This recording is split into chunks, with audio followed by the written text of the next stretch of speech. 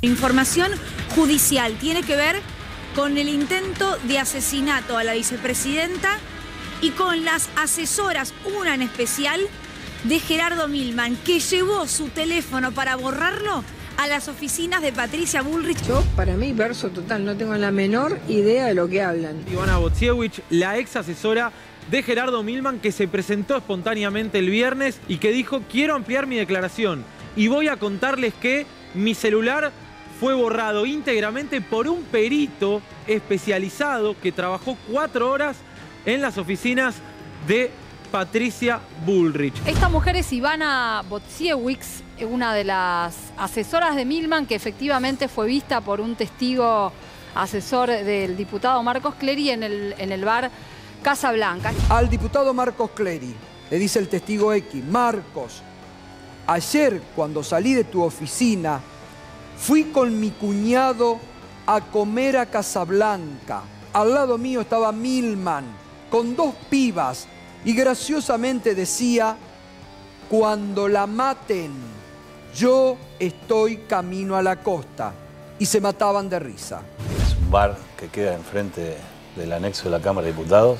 No estuve ese día. Es todo un invento. La persona que dice haber escuchado a Gerardo Milman, como cualquier cosa. Nosotros estamos acostumbrados a esto, pero también hemos decidido ya hace muchos años enfrentar la mentira. Cuando las asesoras de Milman declararon en la causa, primero negaron la reunión y su presencia en Casa Blanca, hasta que les mostraron las imágenes entrando y saliendo del bar. Recién entonces admitieron que aquella reunión había existido. No estuve ese día. Es todo un invento. Ivana Bocsiewicz había intentado declarar durante la semana, no pudo hacerlo y en el medio recibió mensajes de su ex compañera, de Carolina Gómez Mónaco, otra de las asesoras de Gerardo Milman, que le decía: ¿qué vas a declarar? Yo no llevé nunca a nadie ni conozco absolutamente nada. Todo eso es un invento. Esta operación lo que revela con toda claridad es que Milman y Bullrich están detrás del atentado de la vicepresidenta de la República. La verdad que me sorprende la creatividad. Deberían hacer una serie en Netflix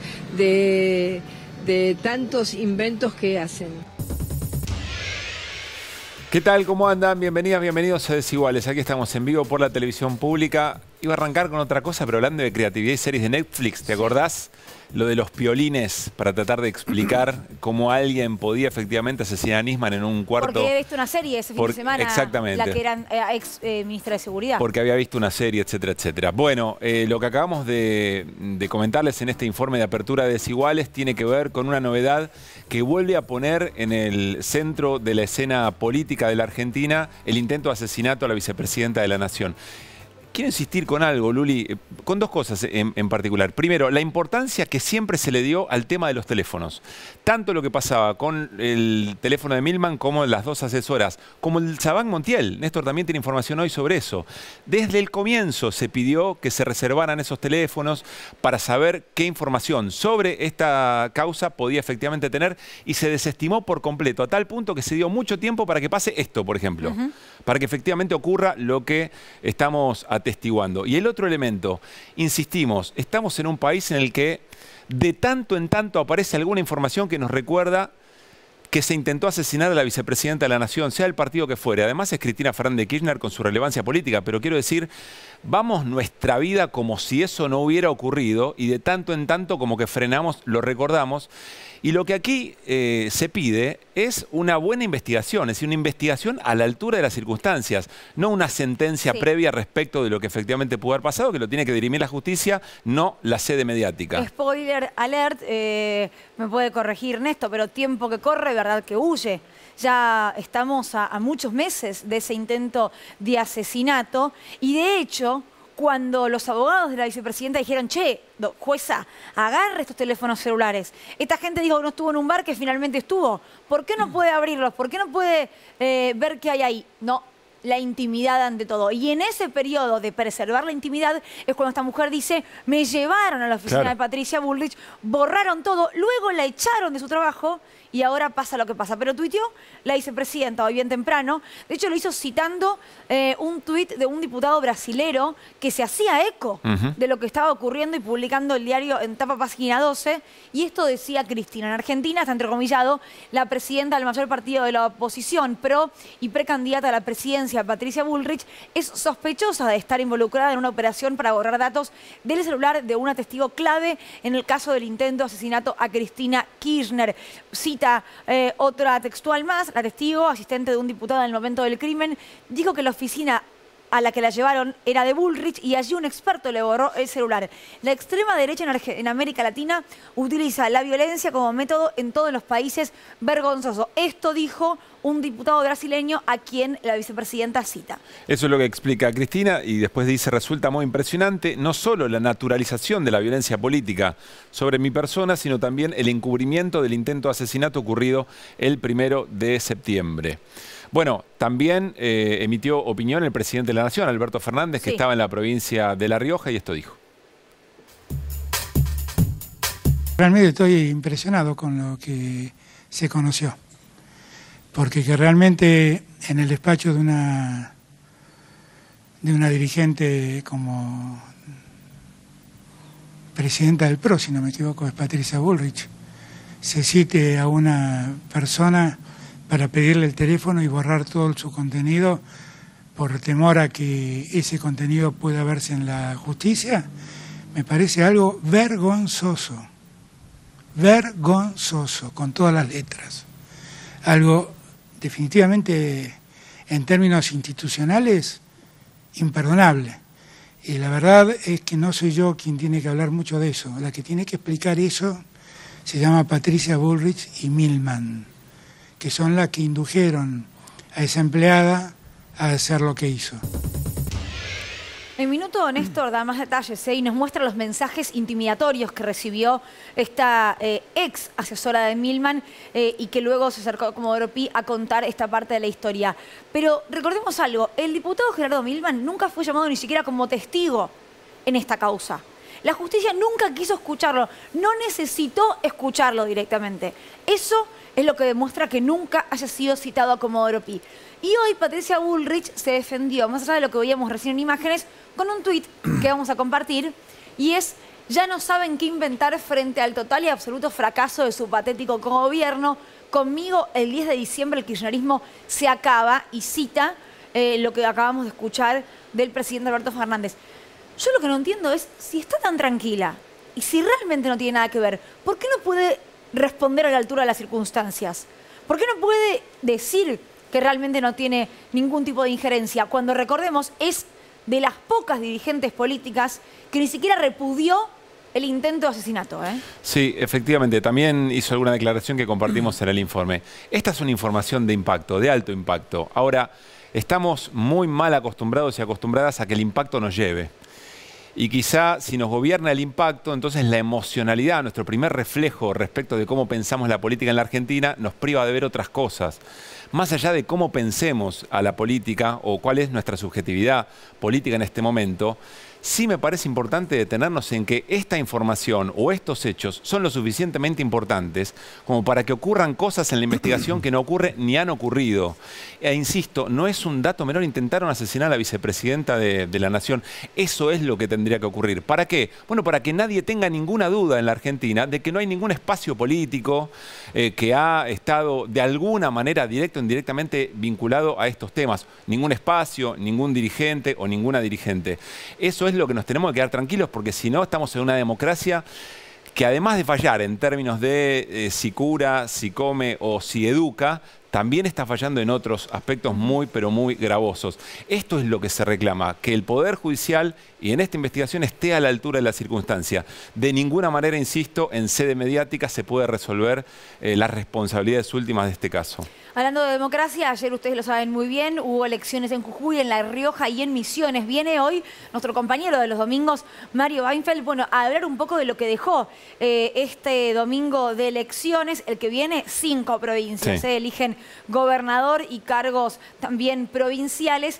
Pero Más allá que vamos a repasar punto por punto con Mario, bueno, ¿cuál es la perlita? ¿Qué es lo importante en cada provincia? Escuchen lo que dijo hace un rato solamente el expresidente Mauricio Macri cuando le preguntaron si le parecía importante lo que había ocurrido en las provincias ayer. Esto dijo.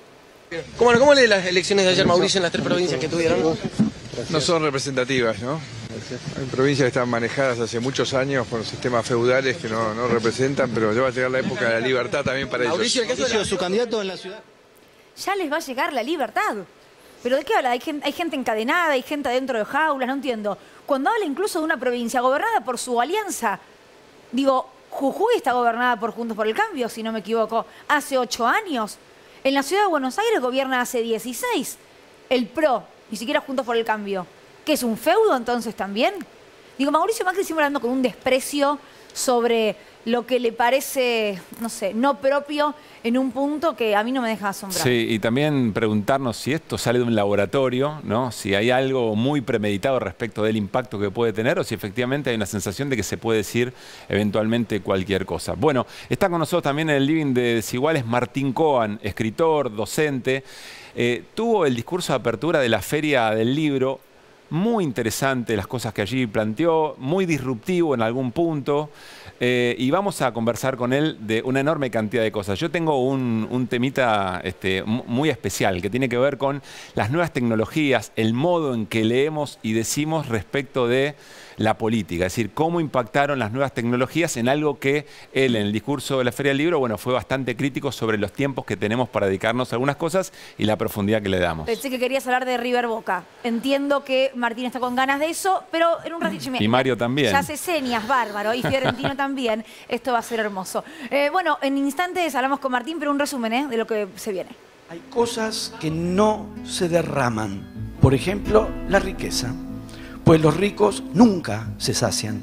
Sostener una política concreta de acceso general a los libros. Cabría reformular el lema histórico de la Feria del Libro.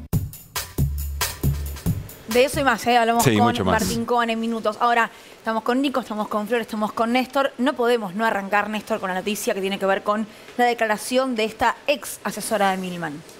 La declaración, buenas noches, la declaración de la ex asesora de Milman tiene 2 particularidades. La primera es, bueno, fue a declarar para decir que efectivamente Milman dijo cuando esté camino a la costa, cuando la maten yo estoy camino a la costa. No dijo eso. Pero sí dijo, cuando le preguntaron, ¿usted sabe si en el teléfono de Milman había algo de información vinculada con el atentado contra la vicepresidenta? Y lo que dijo fue, no sé. No lo negó, esto que venía negando, dijo, no lo sé. ¿Por qué se presentó Ivana Bodievich a declarar espontáneamente ante un fiscal que la había citado para una semana más tarde? Bueno, básicamente porque dijo que se sentía presionada. Presta atención a esta secuencia, vamos a hablar de líneas de tiempo en varias oportunidades esta noche. Presta atención a esta secuencia. Ivana Bodievich había declarado en 2 oportunidades. Cuando declaró la segunda vez ante la jueza, dijo que ella había borrado su teléfono. Efectivamente, ya había pasado y es lo que ahora viene a aclarar. No lo borró porque ella temía por el contenido de cuestiones privadas de su teléfono, que también lo tenía, sino que lo borró porque alrededor del 10 de noviembre del año pasado, la citó la otra consorte de esa reunión en Casablanca con Milman, Carolina Gómez Mónaco, la citó en un bar de Palermo. Se juntaron en ese bar de Palermo a instancias del propio Milman. Estuvieron allí como 1 hora y como Milman no llegaba, lo llamaron por teléfono. ¿Quién convocó a esa reunión? Carolina Gómez Mónaco la llamó a Ivana Bodievich. Sí. Carolina sigue siendo asesora, Carolina sigue trabajando con Milman y Ivana Bodievich fue, según lo que declaró ella, despedida o cesanteada, no le renovaron el contrato el 2 de enero cuando estaba de vacaciones. Bueno, estuvieron en ese bar de Palermo durante 1 hora, Milman no aparecía, entonces decidieron llamarlo a Milman. Y Milman les dijo, vénganse para la oficina. Y es ahí cuando van a la oficina que está en la Avenida de Mayo, al 900, donde funciona Estos días hemos hablado mucho de ello. El Instituto de Estrategias de Materia de Seguridad, que es la ONG de Patricia Bullrich, que según la Inspección General de Justicia utiliza como pantalla para recaudar dinero para financiar su campaña política. ¿Estaba Patricia Bullrich ahí? No. Cuando Patricia Bullrich dice no tengo ni idea de qué me hablan, tiene la excusa de que ella no estuvo en ese momento ahí. Estaba Milman en su oficina que utilizaba, porque en ese entonces todavía era el jefe de campaña de Patricia Bullrich, ahora está relegado. Cuando llegan ahí se encuentran con Milman, con un perito al que describe con mucho detalle, un hombre robusto de 60 años, que no recuerda si estaba con bastón, un detalle que marca un plus, un adicional en la descripción física. Y cuando estaban ahí, el abogado de Carolina Gómez Mónaco habla y permanece en la conversación atendiendo el teléfono en alta voz. Tenemos la identidad del abogado de Carolina Gómez Mónaco por una cuestión de preservar el chequeo de la información. No vamos a dar a conocer el nombre, pero como dato adicional, es uno de los abogados que participó en la causa por los hechos del falso abogado Marcelo D'Alessio. Bueno, ¿qué es lo que terminan haciendo ahí? Borrando el teléfono. Y lo borran completamente a punto tal que el perito se asegure de que el teléfono quede en blanco. Hay un dato adicional para contar en esta historia. Carolina Gómez Mónaco, quien sigue trabajando con Milman, había entregado su teléfono a la jueza Capuchetti. ¿Qué teléfono entregó? Entregó un teléfono que eligió comprar el mismo día que habían borrado todos los teléfonos, un teléfono nuevo, un iPhone, que le entregó con la excusa de que había perdido la clave del iCloud, del almacenamiento virtual. Entonces compró un teléfono nuevo y ese teléfono fue el que llevó a la jueza Capuchetti, un teléfono vacío. El teléfono real lo desechó, no lo tiene con ella, pero había una segunda línea que no estaba a su nombre, que estuvo en el momento en que borraron, pero que como nadie conocía de su existencia, decidieron no hacer nada. Hay un teléfono en el que sí hay información y en ese teléfono no lo tocaron. ¿Por qué sabemos que hay un segundo teléfono?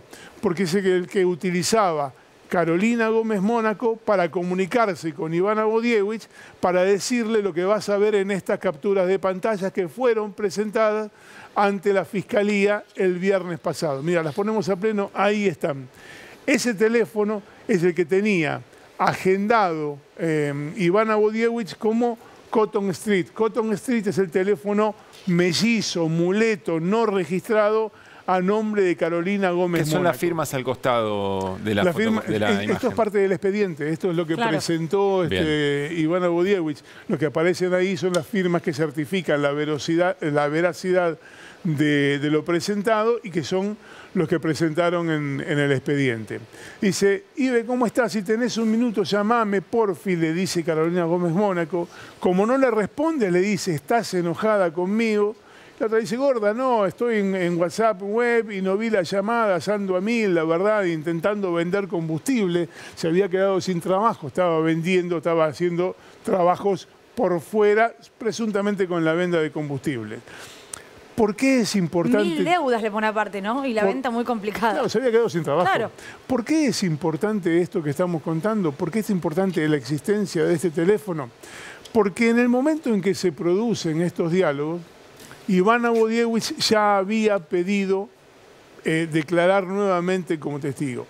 Pero el documento que había presentado todavía no estaba incorporado en el expediente digital. Es decir, las partes no podían saberlo. Solo podían saber que había pedido declarar de nuevo los empleados de la Fiscalía. Ok.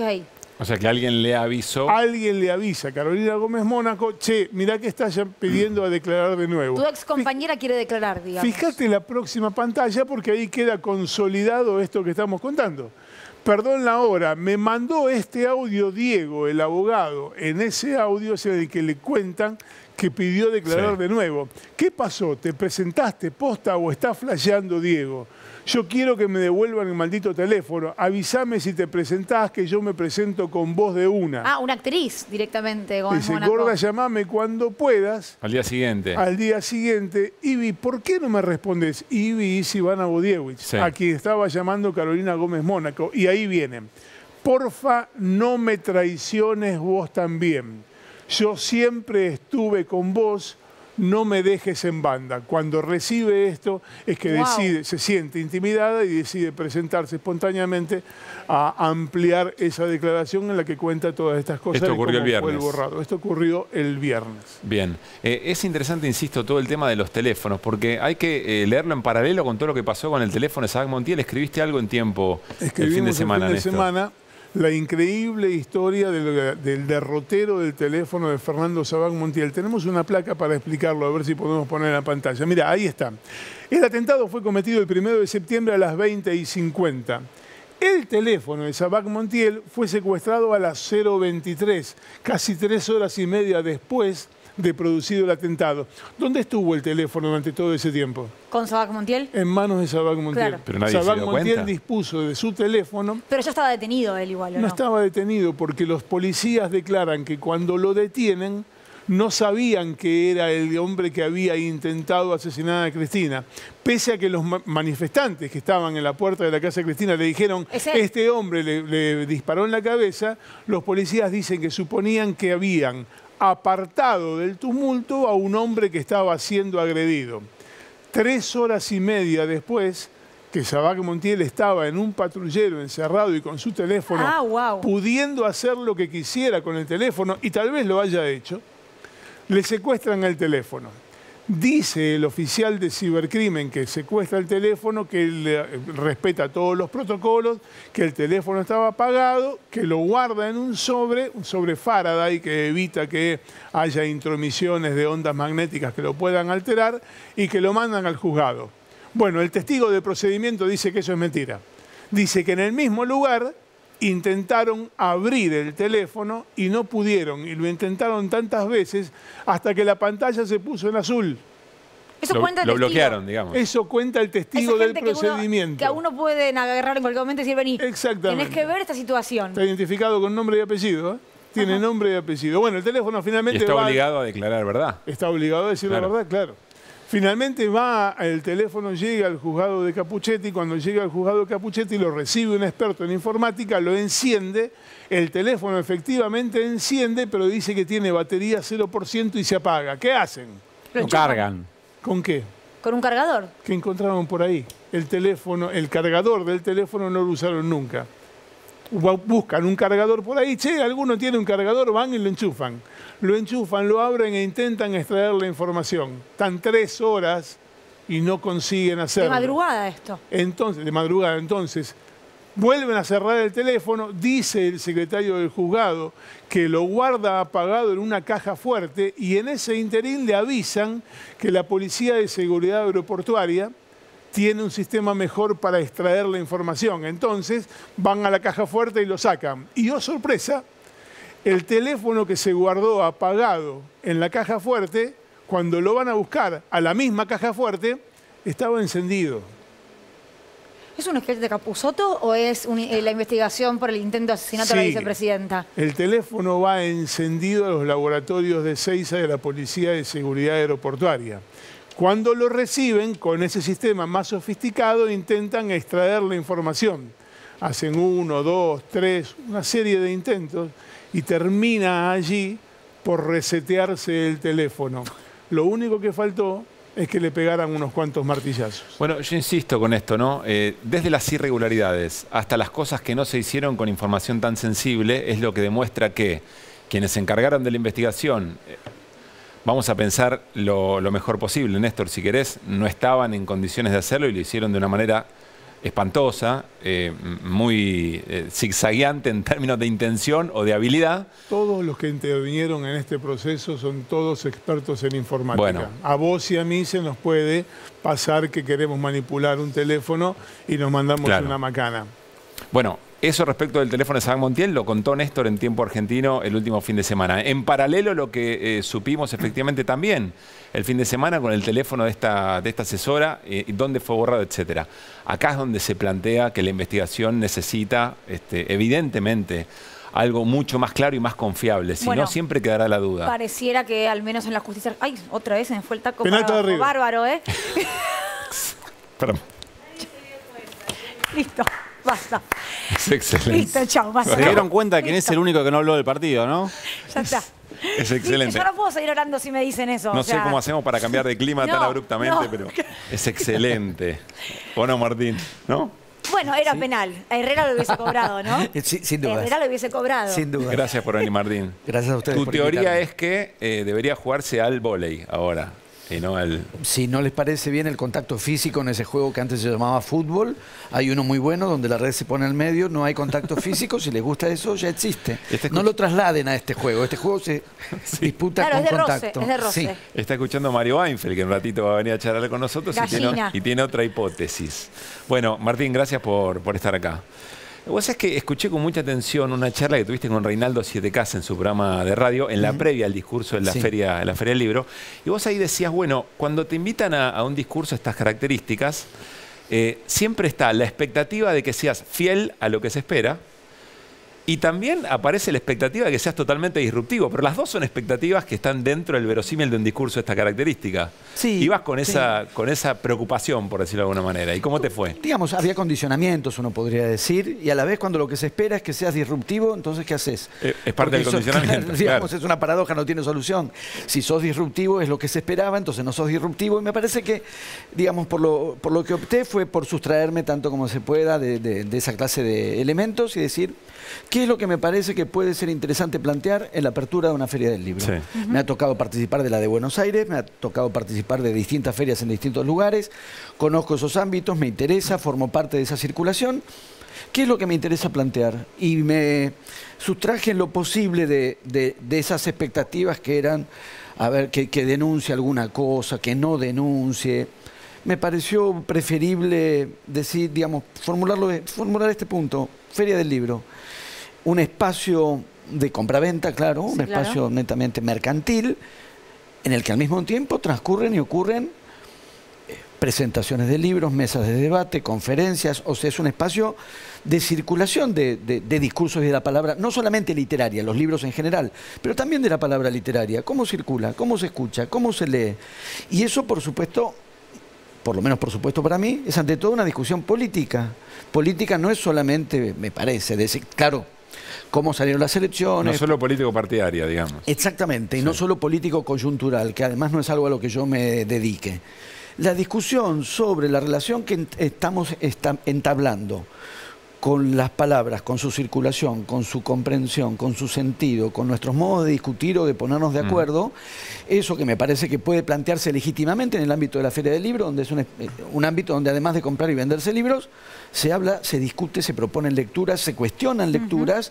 Esa discusión es también política. No, nos parece profundamente político tu discurso, podemos argumentarlo, pero hablas de grieta, hablas de derrame y de riqueza. Hay algo que a mí me interesó particularmente que tiene que ver con el tipo de discusión política que sostenemos a partir de lo que vos llamás son, bueno, tratar de que el impacto, o en un momento en que el impacto gobierna, digamos. ¿Qué impacto crees que tiene, utilizando la misma palabra, las nuevas tecnologías sobre el modo que hablamos la política? Miren, yo trato de sustraerme lo más posible a una posición apocalíptica de pensar que los buenos tiempos eran... Ya pasaron. Los que ya pasaron. Porque cuando yo era chico, el mismo planteo se hacía con la televisión. La lectura en crisis por culpa de la televisión, y la gente que era vieja en esa época decía, en mi época se leía, en cambio ahora con la televisión no quiero, ahora que me toca empezar a ser viejo, a mí entrar en el mismo dispositivo de lamentar o protestar por las condiciones tecnológicas, porque al mismo tiempo las tecnologías todas, no tienen un carácter intrínseco.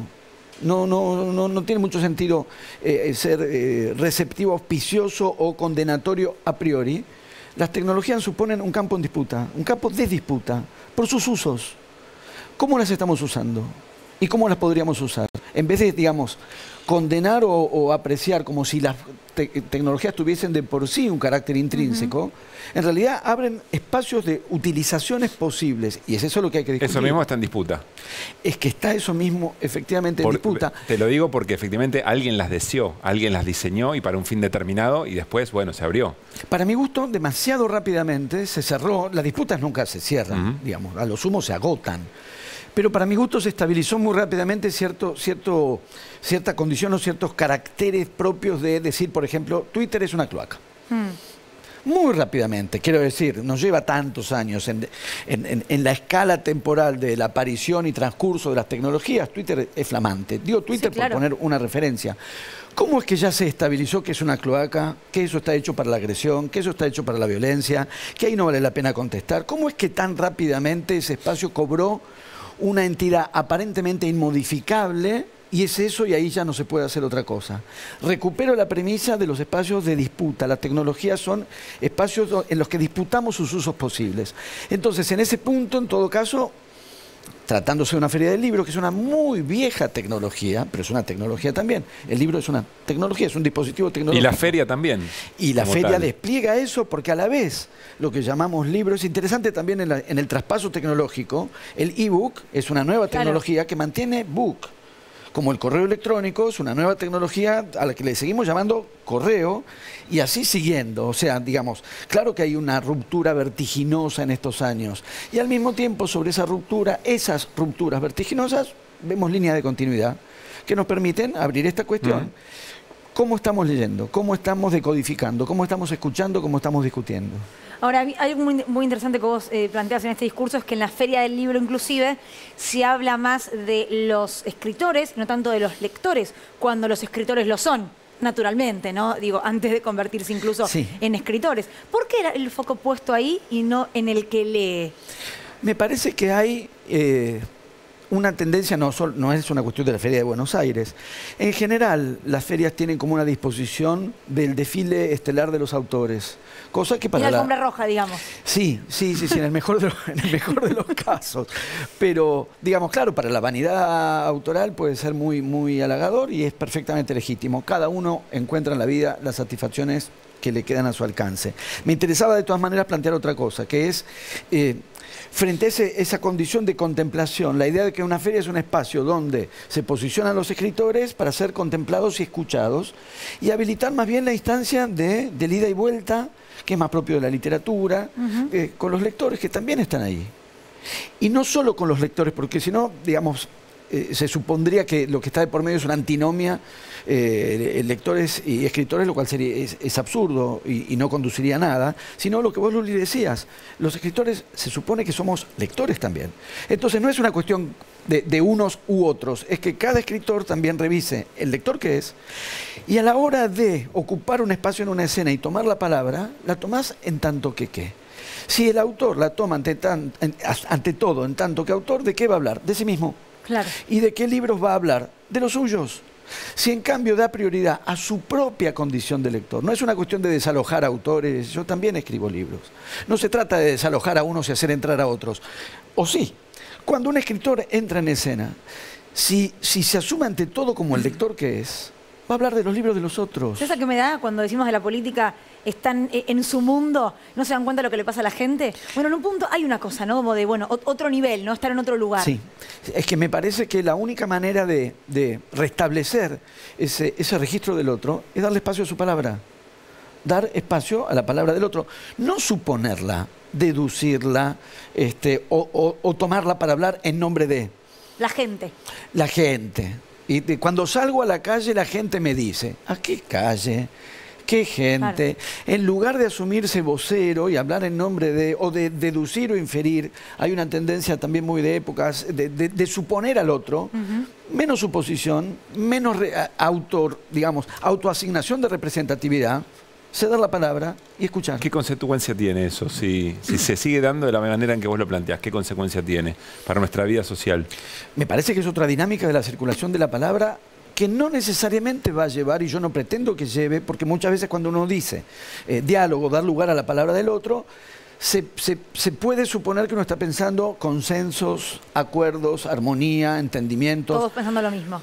y todos pensando lo mismo. Y puede ser eso o todo lo contrario.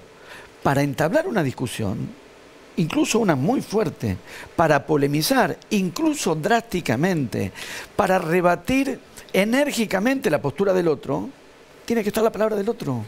Tiene que estar la palabra del otro. Si yo quiero verdaderamente rebatir una postura, esa palabra que quiero rebatir, porque la considero equivocada, porque tengo una posición ideológica opuesta, esa palabra tiene que estar. Si no, no hay verdadera refutación. Entonces cambia absolutamente la dinámica, insisto, no solo para una sociedad que armonice, no estoy pensando necesariamente en eso. Estoy pensando también en la manera en que nos peleamos, la manera en que discutimos y la manera en que polemizamos. Néstor. Adivino en esta descripción una reivindicación de la literatura como un fenómeno casi artesanal. Pero también hablabas recién de las nuevas tendencias, las nuevas tecnologías, así se hincapié en el tema de Twitter. En todo este escenario me preocupa, y te lo traslado como interrogante, ¿qué pasa con la inteligencia artificial relacionada con la literatura? Mira, misma cuestión, misma tesitura, no soy un conocedor profundo del tema, creo que como estamos todos leyendo ahora... Viendo qué onda. Viendo lo que está pasando. Otra vez, digamos, porque la tentación es consternarse. Y hay una parte que parece que justificaría cierto grado de consternación por lo que uno ha estado leyendo. Prefiero tomarlo ante todo como un desafío. Si efectivamente la inteligencia artificial puede producir textos que parecen hechos por un ser humano, entonces eso plantea un desafío a los que somos más o menos seres humanos, producir textos que no puedan ser producidos por la inteligencia artificial. Claro. Sí, yo soy docente. Los docentes ahora también nos encontramos con lo siguiente, damos una consigna de trabajo y probablemente un estudiante puede en un chat trasladar eso. Claro. Sí, y la respuesta, algunos docentes ya han hecho la prueba, parece que la inteligencia artificial aprueba con 5, 4, 5, zafa. No despega, pero no desaprueba.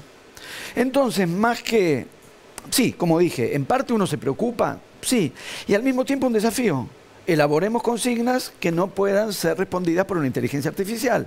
Escribamos Se aprueba novelas, con 7. Se aprueba con 7 a que es partir con lo de que ahora. se promociona. Si no vas a examen, y cuando vas a examen la inteligencia artificial ya va a tener otras dificultades. No digo, para no, otra vez, porque la tentación también es la de una tesitura apocalíptica. En mis tiempos, y la tendencia que todos tenemos a llamar mis tiempos a los tiempos de la propia juventud. Entonces no es muy difícil deducir ahí que lo que uno cree que era mejor es ser joven, porque sospechosamente cada uno considera que los buenos tiempos corresponden a los de su juventud. Entonces, en todo caso, abrir esa discusión de manera de no anticipar la condena, y tampoco una tecnofilia que nos lleve a aprobar como si todo aporte tecnológico fuese beneficioso, o incluso cuando lo es, que en muchos casos lo es. Recién acabamos el despliegue de las consideraciones de este thriller político que ustedes estuvieron analizando, está plagado de tecnología. Claro, todo lo que han dicho y todo lo que han estado considerando tiene que ver con la tecnología, y si hay disposición judicial y política de resolver el intento de asesinato, las tecnologías van a jugar ahí un papel decisivo. Ahora mismo estamos en un medio tecnológico. Insisto, el objeto libro, esa idea de plegar una cantidad de hojas, ponerle dos cartulinas, una adelante y una atrás, también es un dispositivo tecnológico. Antiguo, pero es un dispositivo tecnológico. La discusión está dada por los usos. Si hay una consigna de examen que lo puede responder la inteligencia artificial, revisemos cómo hacemos las consignas de un examen, los docentes. Claro. Si una inteligencia artificial puede hacer una novela que pase por una novela de las que circulan habitualmente, más que la condena, aunque eventualmente quepa la condena, preguntémonos qué clase de novelas estamos escribiendo y están circulando normalmente. Es decir, hacer de eso una señal que nos lleve a una revisión del estado de cosas. Como con todas las tecnologías. Revisar, que fue lo que modestamente intenté porque en el discurso de la Feria del Libro, para abrir y desplegar este campo de cuestiones. Claro. ¿Cuál es el estado de cosas? Y eso va desde la inteligencia artificial, los libros que se venden en la feria, cómo y cuándo leemos o no leemos, y cuánto tiempo dedicamos a los discursos no solo literarios, sino también políticos. Y algo en relación a lo que decía Pablo. Se puede decir cualquier cosa. Uno, por momentos, tiene la impresión de que las condiciones generales de circulación de discursos y el modo en que los recibimos y los procesamos ha llevado un poco a esta alternativa. Se puede decir impunemente cualquier cosa. Siempre se dijeron cosas cualquiera. Una cierta impunidad. Hoy no hay consecuencias, digamos. ¿Y sabes lo que pienso? Sí. En tu charla de 2017, si no me equivoco, con Darío Loperfido, a él le había costado el puesto haber negado los 30.000 desaparecidos. La discusión con vos es cuando ya no era funcionario, pero digo, haberlo dicho públicamente hizo que tenga que renunciar al lugar en el que estaba. Hoy se dice con total impunidad, hay de hecho una posible candidata a vicepresidenta que es negacionista y que es diputada de la Nación, además. Yo, digamos, la parte que yo abordo en ese punto es dar la discusión, justamente. No creo que sea conveniente, en la medida en que esas posturas existen, más que silenciarlas y que por lo tanto sigan circulando en una especie de, justamente vale la metáfora, de como circulación cloacal que tarde o temprano, como pasan con las cloacas cuando se tapan, emerge. Hay que abrir los espacios y dar la discusión. Yo considero que esa tesitura tiene fallas severas en la consideración de la verdad y la consideración del pasado histórico de la Argentina. ¿Cómo planteamos esta cuestión? Discutiéndolo. Hay que discutirlo. Hay que abrir los espacios de discusión. No hay que cancelar, digamos. En mi opinión, no. En mi opinión, no. La cancelación, porque con la cancelación uno siempre se imagina a sí mismo en el lugar del que cancela. Nunca no tenés ninguna garantía de que mañana viene otro que considera que lo que vos estás diciendo es abominable, y entonces la cancelación te va a tocar a vos. Yo creo que hay una delimitación razonablemente bien establecida. Discursos de instigación a la violencia, a la discriminación, a la segregación, eso ya está considerado por la ley, una regulación para que discursos que pueden generar violencia, pueden suscitar agresiones, discriminación contra las minorías, esos discursos no circulen impunemente. Esas restricciones no hace falta ir más allá de lo que ya está establecido legalmente y aceptado en términos de una legalidad para que la instigación a la violencia no pueda hacerse impunemente, los discursos de violencia no puedan ponerse a circular impunemente. Eso es lo que está establecido por la ley. De la ley para acá, abramos las discusiones que sean necesarias, porque esas tesituras que considero efectivamente muy equivocadas y considero que tergiversan la verdad histórica, la manera de esta lucha para establecer un criterio de verdad en la tesitura que uno tiene es que existe esta palabra, el ejemplo que vos ponías. Sí, tu charla con Loperfido, sí. Es que fue una discusión y hablamos los dos, y las dos posturas quedaron planteadas, y a mi entender él está equivocado.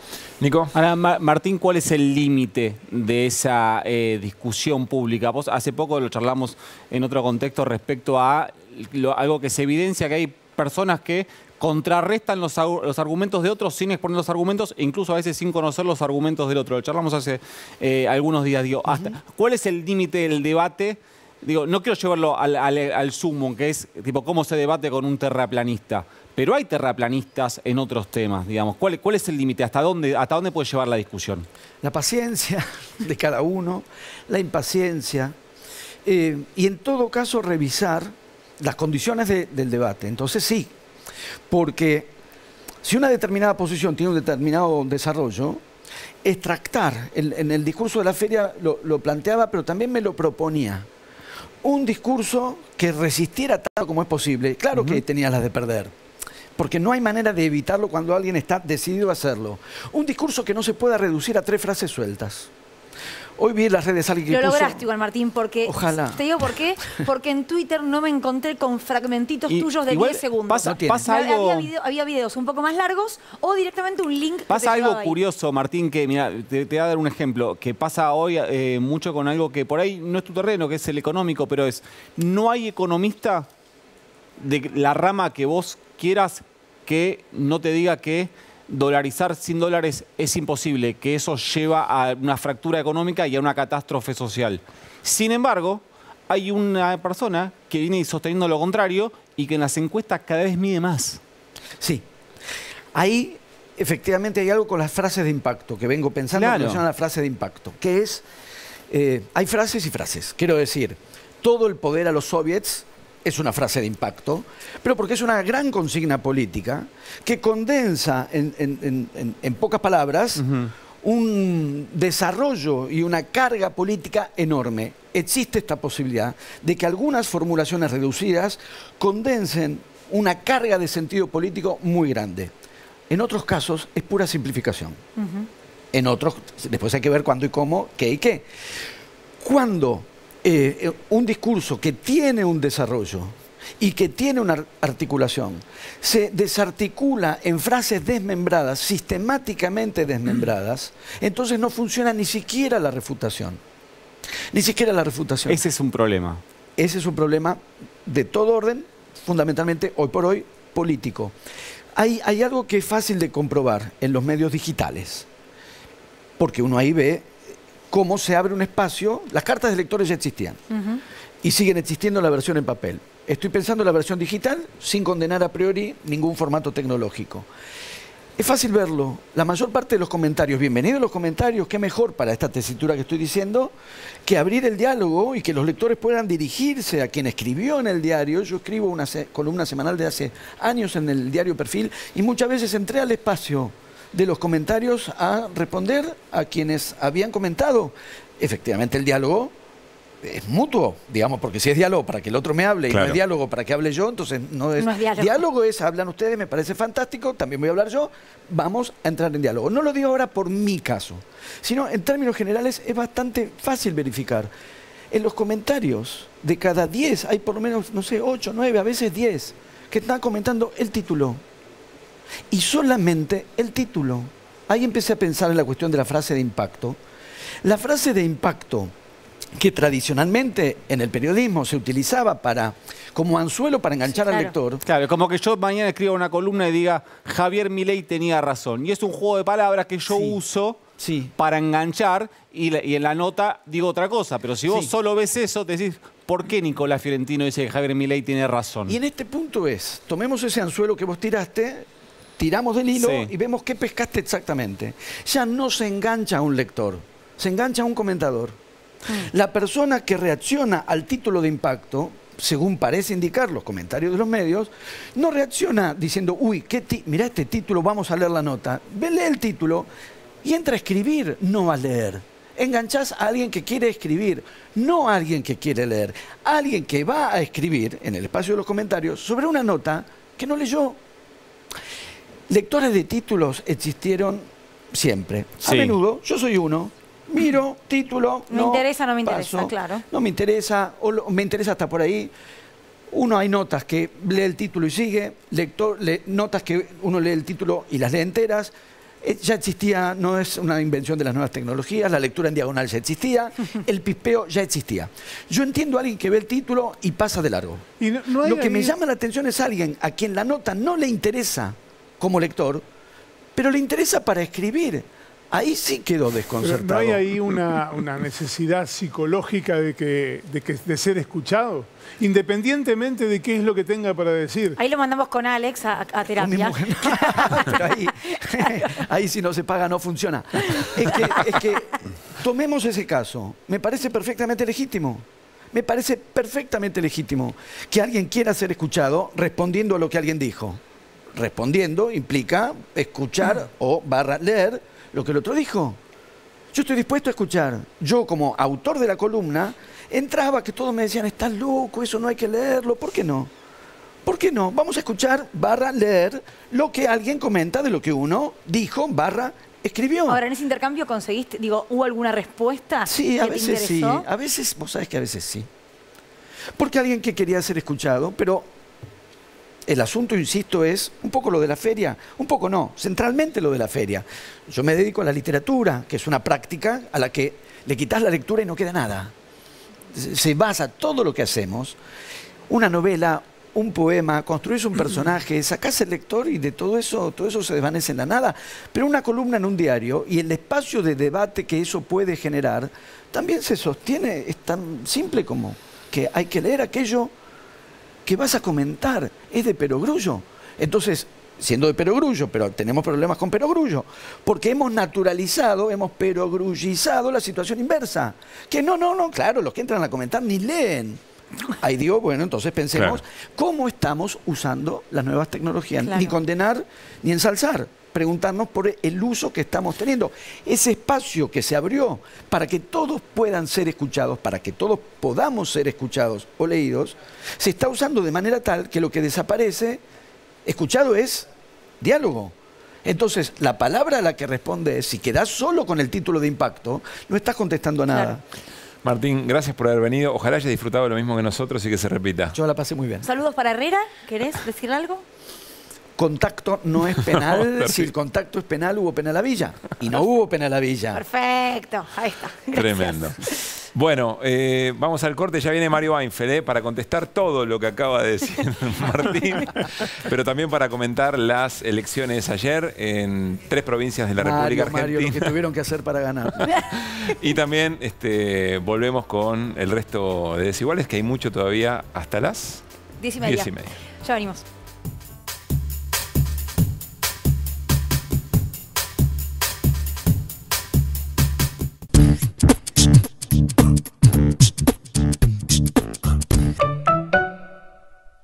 Adrián Mercado presenta su nuevo sistema de subastas online. Desarrollamos un sistema más rápido, más fácil, que te permite participar desde cualquier lugar del país. Si querés que tu empresa crezca, elegí Adrián Mercado.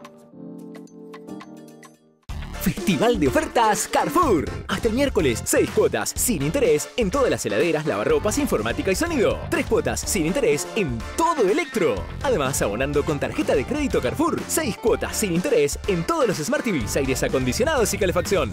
Compra también en carrefour.com.ar.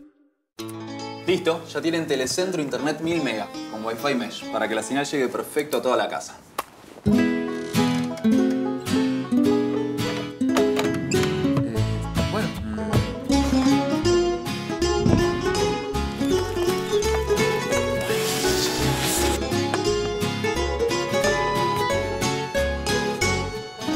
Rafa, llegó el momento de separarnos.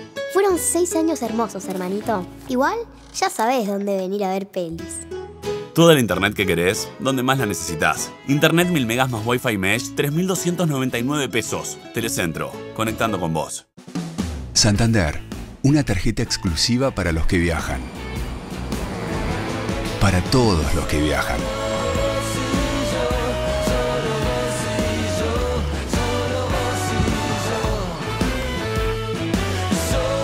Una tarjeta para todo el mundo. Pedí la tuya. Pedí la del Santander. Yo me vacuno contra la gripe. La vacuna es segura y es la mejor manera de cuidarte. Comuníquete con tu farmacia de confianza. Es gratis. Podés vacunarte en las farmacias de la red PAMI o en cualquiera de los centros de salud habilitados en todo el país. Yo me vacuno contra la gripe. PAMI, la mejor cobertura de medicamentos del país. Así se festeja cuando aprovechás el hot sale de Musimundo.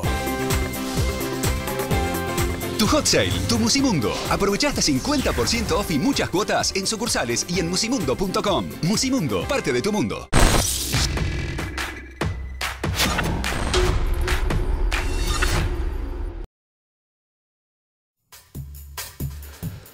Bueno, muy bien, seguimos en Desiguales. Ya estamos con Mario Weinfeld. Hoy le cambiamos el día y el sillón a Mario. ¿Qué dice Mario? ¿Cómo anda? Bien, bien. ¿Bien? ¿Todo cómodo. tranqui? Bueno, muy bien. Bueno, Mario, a ver, ayúdanos a hacer una suerte de resumen de lo que dejaron las elecciones en Jujuy, en Misiones y en La Rioja. En primer lugar, lo fácil, lo primero que se dice, ganaron los oficialismos. En 4 de las 5 elecciones que hubo, la semana que viene hay 5, y sin hacer presagios, porque no se puede, es casi imposible que no ganen 3 oficialismos, bastante posible que ganen 4, y no sería asombroso que ganaran los 5. Quiere decir que hay una relativa tendencia, que no es este año sola, a los oficialismos provinciales a ganar elecciones. Hay que pensar por qué.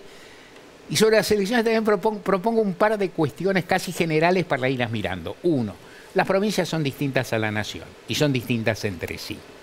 Las provincias argentinas tienen un sistema electoral o una secuencia electoral más estable en este momento que los gobiernos nacionales. O sea, hay menos alternancia. Esto es histórico, hace bastante. La explicación pero ahora, de Macri es, son feudos, les falta libertad. Eso es lo que dice Macri. Yo no creo que sean eso. Yo creo que son territorios en los cuales los gobernadores tienen mucha capacidad para conseguir legitimidad.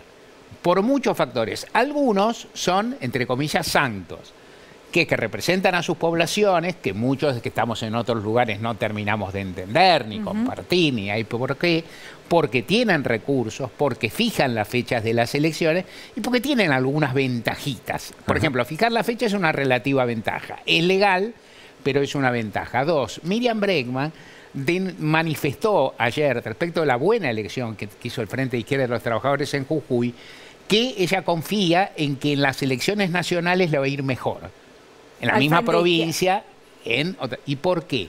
Entonces ella señaló un par de cosas. Por ejemplo, en las elecciones nacionales hay obligación de dar espacios gratis a los partidos políticos. Las elecciones provinciales mayormente, no digo que en las 24 distritos no haya, porque no sé, pero mayormente no hay. Hay una estructura nacional más seria, más rigurosa. La justicia electoral argentina es en promedio más seria que, tampoco conozco a fondo las 24, pero yo diría que hay.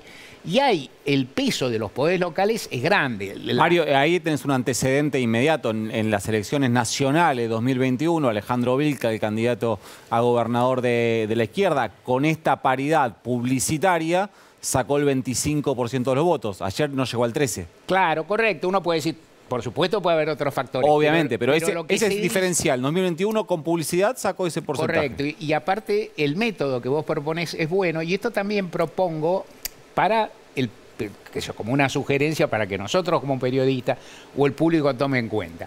Los datos electorales son irrefutables. O sea, la gente vota tantas personas, tal porcentaje del padrón.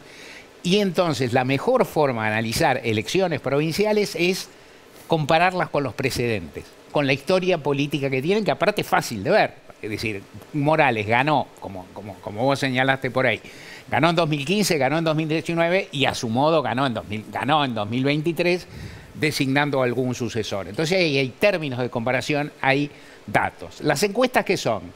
Son análisis de información que se va consiguiendo que nunca se puede corroborar del todo y es otro tipo de datos. Las opiniones, ¿qué son? Opiniones. El análisis, lo que muchos de nosotros hacemos, son respetables, esperemos, son correctos a menudo.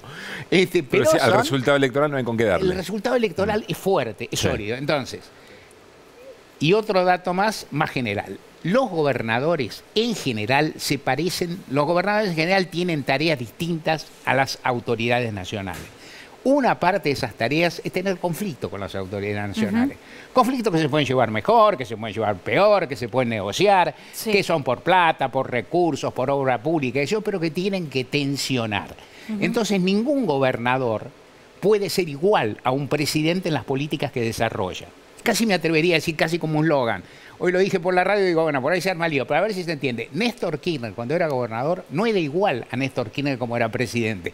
Pero no porque era más de izquierda, por ahí, o porque tenía esto. Porque un gobernador es otra cosa, porque él tenía que arreglar con un presidente en nombre de Santa Cruz, que es una provincia muy extendida, que tiene X recursos y que se defiende así. Y los gobernadores conocen sus territorios. Ahora, Mario, que es muy importante. Recién veía, de hecho está en el graph, ¿no? Sí. La Rioja. Sí. Lo que pasó con Menem, Sí. ¿es menemismo o es libertarios? No, yo ahí también es donde yo digo, sin vanidad digo que hace rato que estudio los regímenes políticos provinciales, que sigo sobre todo sus elecciones, después te distraes un poco, por lo menos de acá, pero que lo miro un poco. El menemismo tiene hace rato que en el peronismo de la provincia de La Rioja hay divisiones, hay algunos sectores que en algún momento formaron el menemismo triunfante en la provincia y durante un rato largo en la nación, que luego se fueron separando.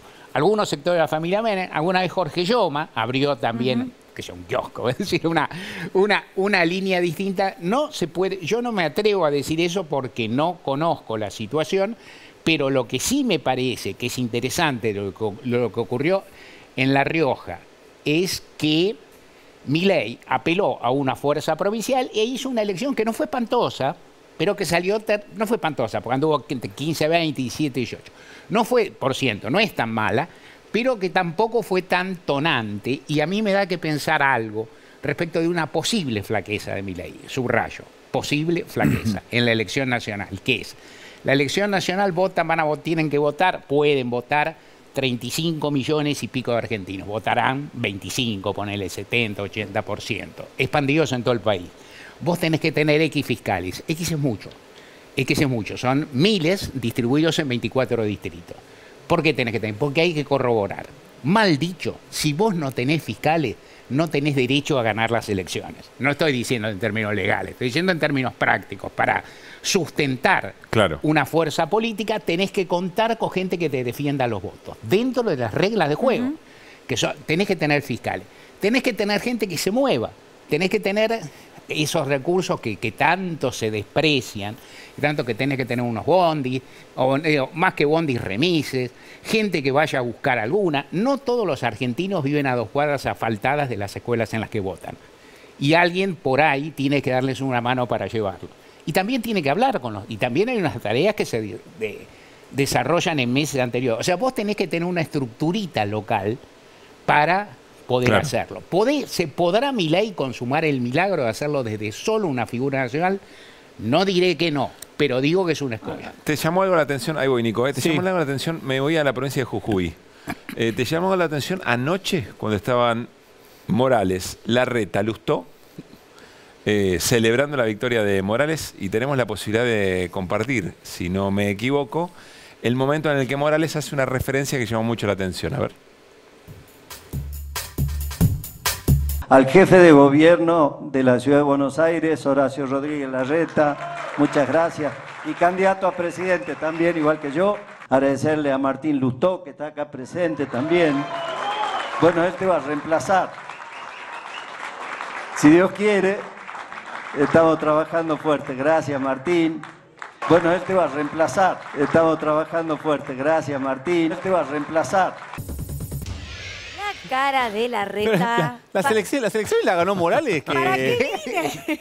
¿Para qué vine? La acción, digo, igual, Gerardo Morales al lado de Larreta parece Alberto Olmedo. No es como si fuera, no como Woody Allen, no es un talento de... Morales no es santo de mi devoción. Tiene más picardía. Pero tiene algo, tiene ese 10, en ese momento estaba en Gracia, estaba exultante. De local. Y Rodríguez Larreta tiene menos... digamos, no tiene un carisma desbordante, por decirlo cariñosamente también. Entonces se sorprende. Lo que dice ahí Gerardo Morales es, transforma un momento que supuestamente es de comunión, todo lo de Juntos por el Cambio estamos festejando, en decir, bueno, acá hay radicales que pretendemos esto, yo que quiero ser presidente igual que vos también. Y Lustó que te vas a reemplazar en la capital. Esos desafíos están en el aire, en el plano de la especulación, de nuevo, que no es el definitivo. Yo tengo la impresión, esto se irá viendo, que en definitiva los radicales no van a presentar una lista a presidente. Es una impresión, es una sensación. ¿Por qué? ¿En qué la basás? Que no van a presentar. Yo creo que en definitiva no van a presentar. Calculo, es una hipótesis. ¿Cuál sería la estrategia? Hace 6 años que vienen reclamando mayor participación dentro de la alianza, que los dejaron de lado cuando... Sí, pero luego tiene que ir una paso y le fue muy mal como Ernesto Sanz. Y sería mejor no presentarse a consolidar una posición política por la que vienen reclamando desde hace muchísimo tiempo. De nuevo, es una especulación. Estamos hablando, ¿no es cierto? Es decir, no hablé con Morales, no está diciendo, eso me queda claro. 2, sería mejor conseguir un acuerdo para tener cargos en el gabinete y la vicepresidencia en las 2 fórmulas, que eso, desde mi particular punto de vista, Mario, y hay ofrecimientos del PRO en y la jefatura de gobierno de la Ciudad de Buenos Aires, que no te digo que se la están entregando, pero Larreta está ahí con Lustó, caminó la ciudad con Lustó, y respecto a lo que decía Néstor sería interesante consolidar esa construcción de 6 años. Ahora, ¿cómo la consolidás si vas a una paso y sacás 5 puntos? ¿Qué consolidaste? El punto si te va bien. Pero lo que pasa es que el escenario pongámosle a Morales como candidato a presidente, no parece ser un escenario de 5 puntos del radicalismo. Bueno. ¿Sí? ¿Sí? Creo. Bien. Estamos todos como... Claro, digo yo, ojo, yo no creo mucho en las encuestas y creo relativamente en mis pálpitos. Mi bola de cristal necesita un servicio de mantenimiento.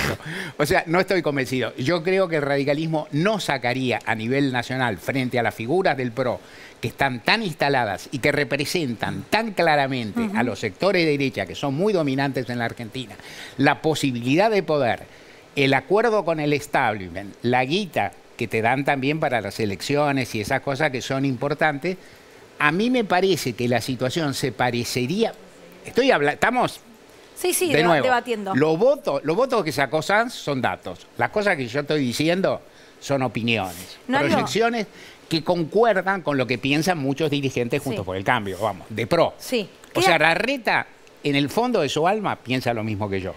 Bullrich, en el fondo de su alma, piensa lo mismo que yo. En este aspecto táctico, no otra cosa. Claro. No sabemos, Mario. Sí, ponele. Quédate, porque, Nico, vos tenés información justamente sobre el PRO. Sí, un par de cosas. La primera, acabo de hablar recién con alguien que estuvo reunida hoy la cúpula del PRO, volvió a repetirse la foto de los 4 unos, digamos. Si es que se pueden tener 4 unos, lo cual ya es rarísimo.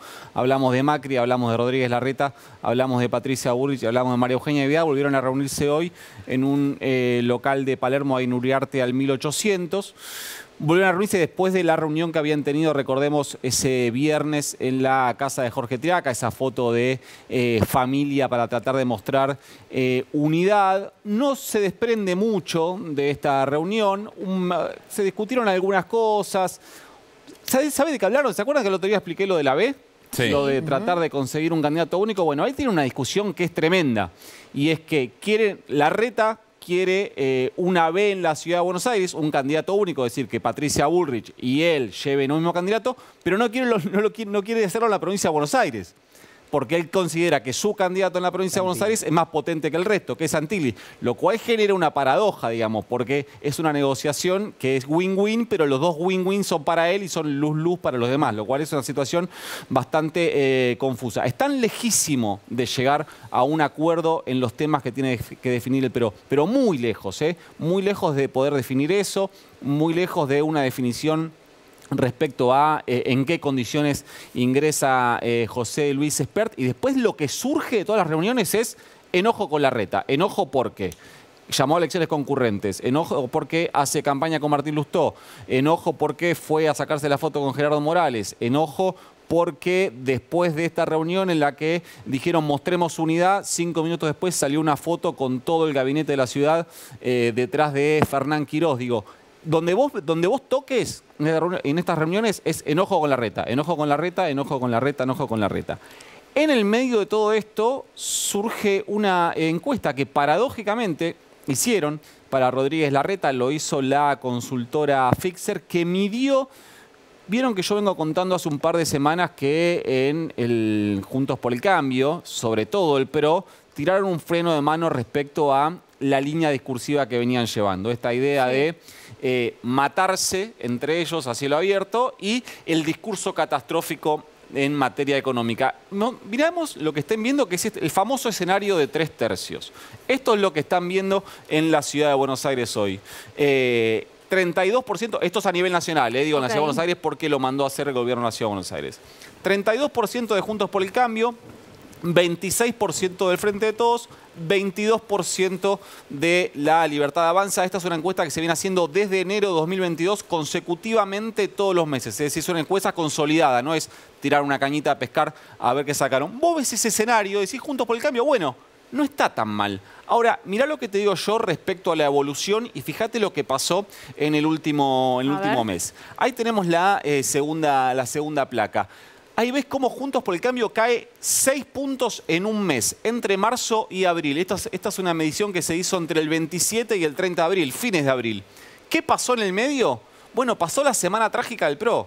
Pasó la semana de las elecciones concurrentes, pasó la semana de las disputas internas. Fíjate que nunca en la historia Juntos por el Cambio había caído tanto de un mes a otro. El único mes que cayó más fue entre septiembre y octubre de 2022. ¿Qué pasó el 1 de septiembre de 2022? Intentaron matar a la vicepresidenta. Bueno, la reacción no fue positiva en ese sentido. Cae 6 puntos Juntos por el Cambio solo en el último mes. Ahí lo que miden, los que evaluaron, quienes hicieron la encuesta, hablan de varias cosas, que muchas críticas a las internas, que no hay una consolidación de unidad para el voto, ni el blando ni el duro de Juntos por el Cambio, que hay estrategias disímiles. Ahora, pero fíjate, seguí el resto, porque si el Juntos por el Cambio cae 6 puntos, alguien lo suma esos 6 puntos. Bueno, claramente no es el Frente de Todos. Frente de Todos se mantiene más o menos estabilizado. Eso te iba a decir, desde enero de 2022 no es línea recta, pero casi la entre 24 puntos que toca un piso y el 33 en algún momento. Cayó 6 puntos Juntos por el Cambio. ¿Y quién subió 7 puntos? Es decir, casi exactamente lo mismo. Bueno, La Libertad Avanza.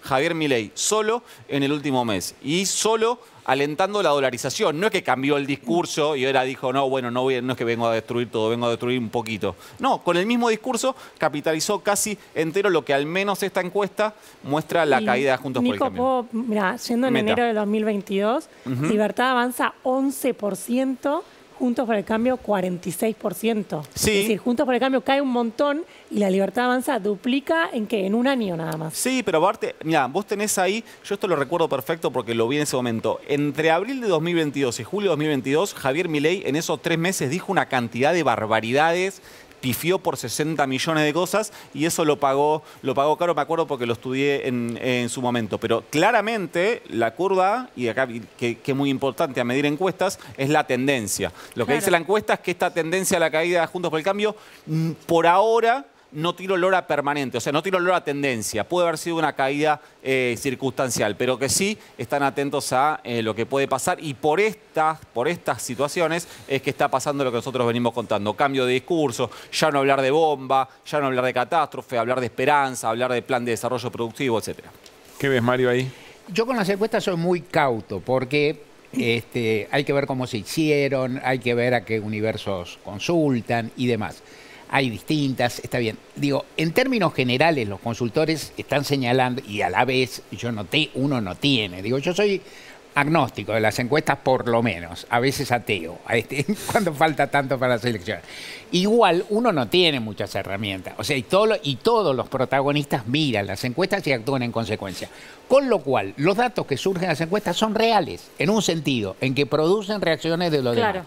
O sea, si los dirigentes Juntos por el Cambio leen esta encuesta y obran en consecuencia, esta encuesta es real, en un sentido.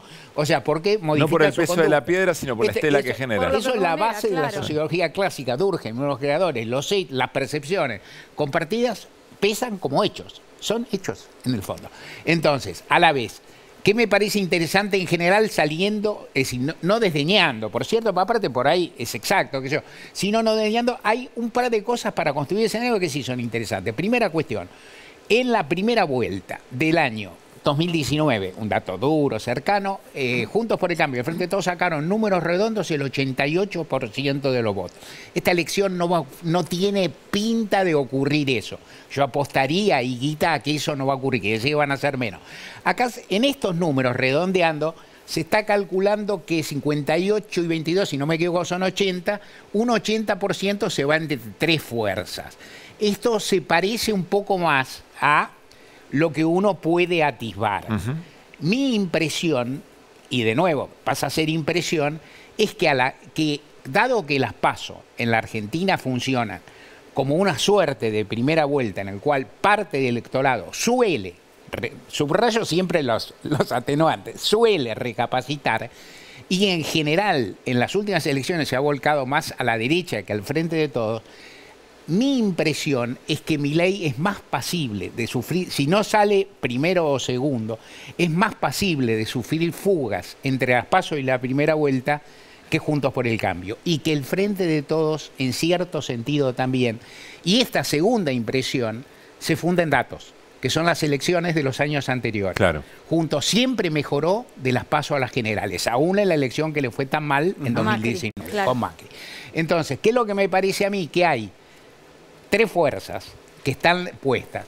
Si yo tuviera que decir algo, yo creo que los números de ahí no están 2/3 de los, hay una carita de que 2/3 de los votos en lugar del casi 90% van a ser para la fuerza mayoritaria, pero esta dinámica hay que verla.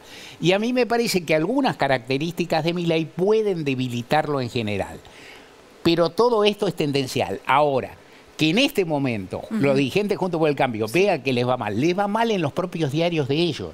Hay una cosa, dice, más allá, digo, ayer salió un editorial en La Nación asombroso, y me olvidé de contárselo a producción, de bobo que soy, porque me olvidé y me va a matar Pablo, pero que salió un editorial diciendo, ni Lustó ni Jorge Macri son, el diario La Nación, ni Lustó ni Jorge Macri son por ahí no soy textual, pero la idea es esa, está ahí foto, lo dice, no son candidatos dignos de la oposición en la ciudad autónoma. Lustó y Jorge Macri. No tengo registro, de veras, habrá habido, no tengo registro de una intervención tan fuerte del diario La Nación en la interna de la fuerza a la que absolutamente apoyo. El productor me dice que si con esto cerrás, no se va a enojar. Si con este, y si yo me enojo con él, se lo digo por línea privada. Gracias, Mario. No, dice que si te vas a enojar con él, sigas, que no quiere que te enojes con él. Digo, estoy haciendo de vocera entre el productor Pablo García y Mario Alfred. Yo cierro cuando Pablo ordena. No. Gracias, Mario. El lunes que viene nos volvemos a encontrar acá. Claro que igual. sí, 5 elecciones. 5 y de nuevo, elecciones. Acuerden, para hacer apuestas, 4 locales se puede apostar. 5 es fuerte, pero se puede apostar. 3 es seguro que gané los oficialismos. Sí. Y tal vez la más reñida sea la de San Juan con Ley de Lemas. Todo esto más o menos. A mí es que me gusta siempre jugar, yo voy con 5. Yo puesto 5 de 5. Vamos, sí. Fiorentino y yo vamos con 5. Yo nunca apuesto en contra de lo que quiero. Así porque que apostar está bueno, pero no voy a ganar guita contra lo que yo quiero. No existe, de mala fe. Gracias, Mario. Gracias, Mario. Vale. Bueno, otra cosa muy importante que pasó el fin de semana, ayer, tiene que ver con elecciones en Chile, donde se elegían convencionales constituyentes para la reforma. El segundo intento de una reforma que empezó siendo reclamada por izquierda, pero que termina con un triunfo de la ultraderecha, realmente muy, pero muy preocupante. Vemos las repercusiones y la palabra del propio presidente Boric y charlamos con Marco Enrique Sominami. La historia de los pueblos se construye en base a un continuo aprendizaje. El proceso anterior, y debemos decirlo, fracasó, entre otras cosas, porque no supimos escucharnos entre quienes pensábamos distinto. Quiero invitar desde ya al Partido Republicano, que ha obtenido una primera mayoría incuestionable en esta elección, a no cometer el mismo error que cometimos nosotros en su momento. Bueno, ya escuchábamos al presidente de Chile diciendo no cometan el mismo error que cometimos nosotros, dialoguen, hagan una constitución pensando en Chile. Saludamos a Marco Enrique Sominami para que, bueno, nos cuente repercusiones, ¿no?, del día después. Marco, ¿cómo estás? Buenas noches. Buenas noches, gracias por la invitación. A ver, ¿sorpresa por los números o lamentablemente era parte de lo que se esperaba? No hubo sorpresa. Sabíamos que el primer proceso constitucional, llamado Consejo Constituyente, fue un fracaso, una mezcla de errores de forma y de fondo en el texto y en la frivolidad de los 2/3 que obtuvimos como mundo progresista, y fracasó estrepitosamente con, le voy a dar un dato, el 90% de los más pobres de Chile votaron, 70 votó rechazo. Solo un dato, un ahorro, las mujeres, los jóvenes, los indígenas que votaron todos contra el texto, que era ahora, ¿por qué, Marco? ¿Por qué? Digo, ¿cuál fue el error que Boric ahora dice no lo cometan? Yo creo que el presidente es una buena persona, pero comete un enorme error que demuestra, a mi juicio, una falta de convicción y de comprensión de que son los plebiscitos. Los plebiscitos nunca, los pueblos, la gente responde por la pregunta. Nunca responde por un texto, responde por lo que representa el texto, y siempre los plebiscitos son sobre el gobierno. Así pasó en Colombia con el proceso de paz, así pasó en el Reino Unido con el Brexit, así pasó en Inglaterra, perdón, y así pasó en Chile. Con una inflación la más alta de los últimos 30 años, con un gobierno que no hizo ninguna reforma, ni educacional, ni previsional, ni en salud, ni reforma política, cuya lista política, el acuerdo, el pacto del presidente se llama apruebo, vale decir, aprobar el nuevo texto. El país le dijo que no, porque estaba molesto con su política económica, con su falta de reformas, con un gobierno de inspiración noble y joven, pero que quiso fundar una iglesia y no transformar un país. El purismo, el buenismo no funciona en una América Latina arrasada por el narcotráfico y la inmigración irregular. Dicho esto, en este segundo proceso, con buena intención, el presidente, a mi juicio, cometió un segundo error. Pactó con los conservadores y el péndulo giró demasiado lejos. Este proceso que comienza desde ayer con esta elección, supone que el Congreso, al mismo que los chilenos le pidieron que no estuviera en un plebiscito otro, se dijo en un 78%, ustedes congresistas no hagan el nuevo texto. Pues bien, este nuevo Consejo que se eligió ayer, básicamente está controlado por el Senado y la Cámara de Diputados, la institución, una de las más desprestigiadas de Chile. Entonces, una economía que no cambia, que más bien Chile era el mejor alumno de América Latina en materia de crecimiento, y hoy día es el peor alumno de América Latina, probablemente uno de los 2 o 3 peores, con la inflación más alta en los últimos 30 años, con un problema real de ingreso, con delincuencia desatada, con una tasa de homicidio récord en el norte de Chile. Bueno, buena parte de las capas medias fueron a votar rechazo. Enojados. El 4 de septiembre del plebiscito y ahora votaron por la extrema derecha. Tiene lógica. Pero Marco, ¿por qué? Entiendo la lógica larga, digamos, la película. Nos hacemos la misma pregunta aquí y también en distintas partes de nuestra región. ¿Por qué el enojo tiene cara de ultraderecha? Porque la ultraderecha siempre estuvo en contra del proceso constituyente. Porque la ultraderecha instaló la agenda, como lo hizo Trump o Bolsonaro en Brasil, de la idea del otro, del bárbaro que te va a asaltar. Y funciona porque efectivamente Chile conoce hoy día un fenómeno de inmigración irregular que se acompaña. No es porque haya inmigrantes que se acompañan, pero una parte tiene que ver con eso, con nuevos tipos de delitos, secuestro, gente que se queman en vivo, cuerpos cortados. Eso, que no es justo mezclarlo con la inmigración, es un hecho.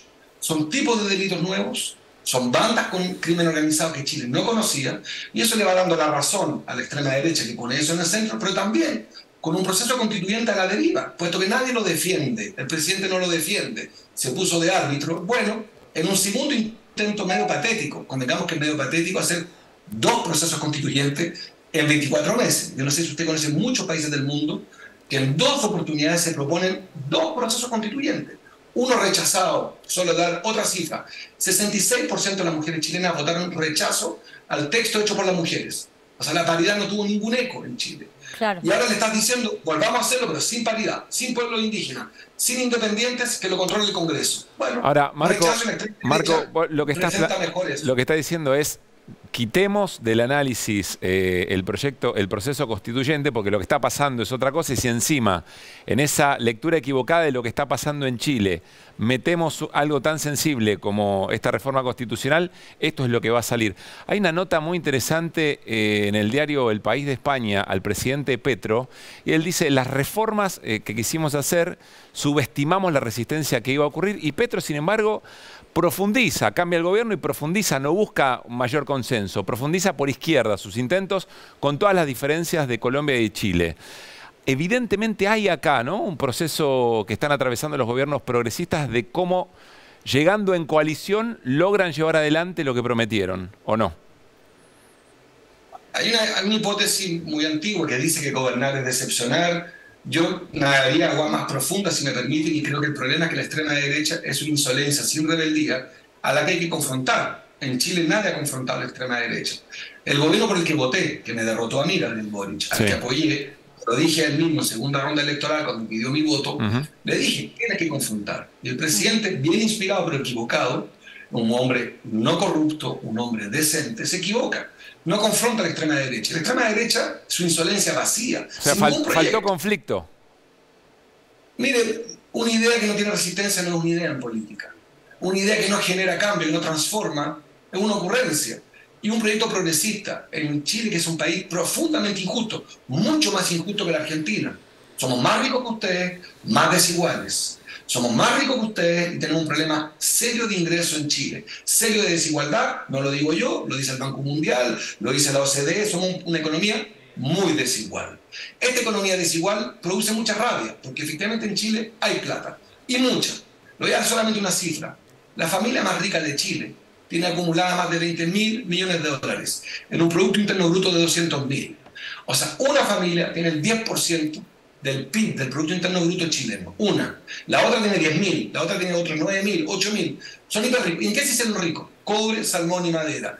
Con un país completamente mal pagado en un 90%, la desigualdad irrita. Y lo que está ocurriendo es que este gobierno, bien inspirado, no ha logrado aprobar una reforma tributaria, ni educacional, ni previsional, ni en salud, ni política. Razonablemente la extrema derecha dice, miren, aquí lo que hay que hacer es debilitar el Estado, que la libertad es estupidez que andan diciendo los libertarios, la estupidez más grande que hoy día. La libertad es libre, seamos todos libres, como si la libertad fuera un problema solo de libertad y no de reglas, de convivencia, de vivir juntos. Y eso le da a la extrema derecha una enorme credibilidad, pero los vamos a derrotar cuando haya balotaje. Esta fue una elección sin balotaje. Fue una elección de primera ronda, con primera minoría relativa, arrasaron, es cierto, porque no nos confrontamos, y yo espero que nos reunamos la centroizquierda, nos obliguemos al presidente a producir la unidad y a confrontar con la extrema derecha, y los derrotaremos, pero esto es un momento muy amargo, porque nunca hemos sido tan duramente derrotados en 8 meses. El 4 de septiembre perdimos 62-38, un referéndum, y ahora perdimos, si usted suma el 20% de nulo y blanco, más 57% de la derecha,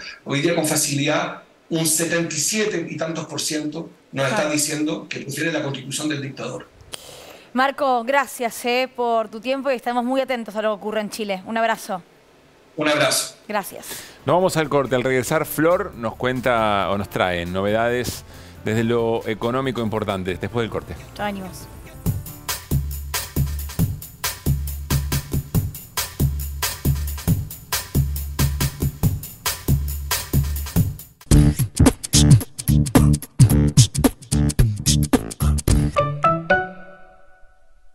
Todos sabemos lo que representa para la logística de una empresa una flota moderna de vehículos. Por eso, a la hora de renovar el parque automotor, piense en el especialista. Adrián Mercado, líder en subastas industriales. El sistema de salud en Argentina busca garantizar el acceso gratuito a la atención médica para todos los habitantes del país. La pandemia del COVID-19 sacudió las estructuras y servicios que existían y obligó a fortalecer y repensarlas en muchos sentidos. Vamos a conocer la experiencia de distintas personas en los centros de atención y sobre todo escuchar a los y las profesionales que día a día se dedican al sostenimiento de estos servicios.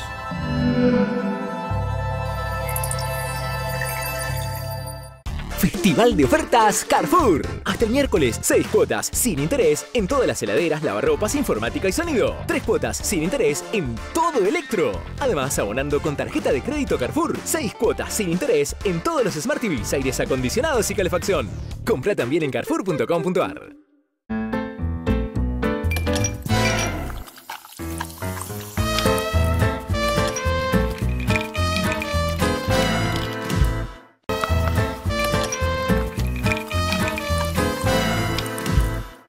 Santander, una tarjeta exclusiva para los que trabajan con vista al río. Para todos los que trabajan con vista al río.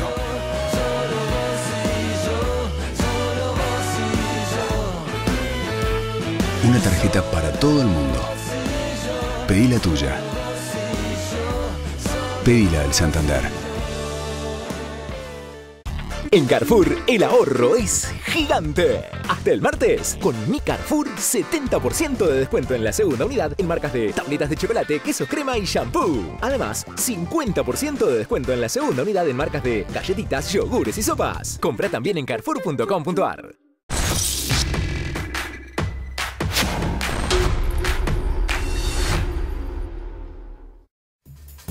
Muy bien, seguimos con Desiguales. Novedades en términos de tarifas y subsidios. Atención con esta información, Flor. Sí, ¿qué tiene que ver las tarifas, los subsidios, el Fondo Monetario Internacional y tu vida, digamos? Eso es lo que vamos a Mi respuesta sería todo. Todo tiene que ver. A ver, porque todos los días estamos viendo en las últimas semanas, entras al boletín oficial, nuevos cuadros tarifarios, es decir, aumentos en las tarifas que se van a percibir sobre todo el próximo mes, cuando te llegue la tarifa de luz, porque veamos en la primera placa el aumento que significan estos cuadros tarifarios que se vienen publicando. 93% va a subir la electricidad, solo para el nivel 1, que son las personas de altos ingresos que no cuentan con ningún tipo de subsidio. Nivel 2 y nivel 3, que son quienes tienen subsidios, clase, digamos, si te dijera ingresos medios e ingresos bajos, no van a tener ningún aumento. En el caso del gas, 25% promedio para todos los usuarios. Esto es solo mayo. Gas sin segmentación, por lo que... La segmentación ya se aplicó, estos son los nuevos cuadros tarifarios del gas, pero en los últimos meses sí, el nivel 1 tuvo muchos mayores aumentos que el gas, porque el nivel 1, que son las personas de altos ingresos, ya no tienen más subsidios, ya pagan el costo completo de la luz y el gas. ¿Qué impacto tuvo todo esto, además de en tu bolsillo? Porque lo ves cuando te llega la tarifa, la boleta a fin de mes. Se va a empezar a ahorrar en luz en la zona del AMBA, algo a lo que no estábamos acostumbrados. Digo, prendíamos el aire, nos calentábamos con los Bueno, eso está, eventualmente está bien. ¿Qué cosa? Sí, obvio, pero no ocurría, ¿eh? En la zona del AMBA no ocurría. A mi hermana Candela ya le estamos diciendo, apaga la luz, porque ya siempre deja luz prendida. ¿Sabes la discusión que va a empezar a ver padres e hijos adolescentes? Aire acondicionado, en frío, calor y demás. No, esos pibes no tienen cura.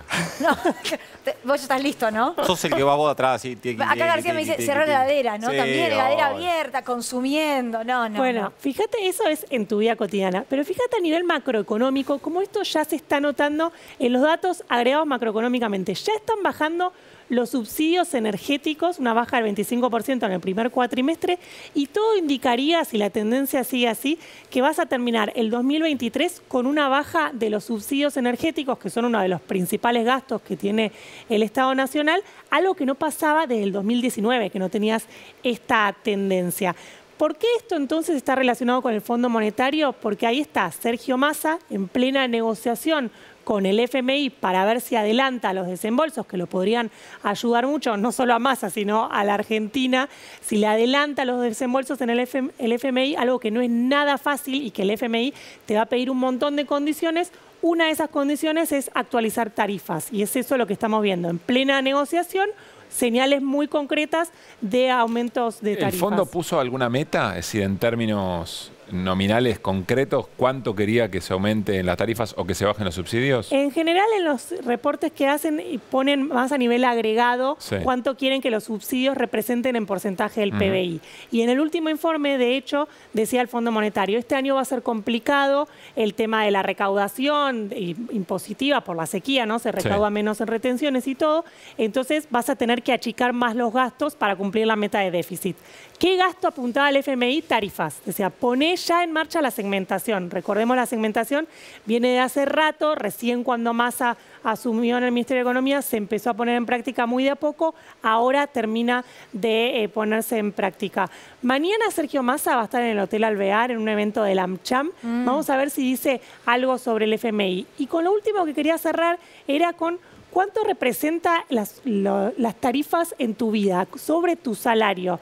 En el 2019, casi el 5% de los salarios era lo que representaban las tarifas. Y mirá cómo, inclusive pese a los aumentos que estamos viendo, seguís muy por debajo, sobre todo en los ingresos medios y bajos, no representa ni el 2% lo que pagas de interesante tarifas. este dato, para seguir analizando, Flor. Atención, porque antes de irnos te cuento algo, Caruso. Bueno. Hoy, ¿de qué trata el nuevo capítulo de SIC Periodismo Textual de la Salud Pública en la provincia de Buenos Aires? A continuación, ahora en Desiguales, con vecinos, vecinas, se recorre lo que tiene que ver con hospitales, se habla con profesionales también. Así que salud en la provincia de Buenos Aires, SIC Periodismo Textual. Nosotros nos reencontramos mañana para seguir haciendo Desiguales, 9 de la noche en vivo por la televisión pública. Chau.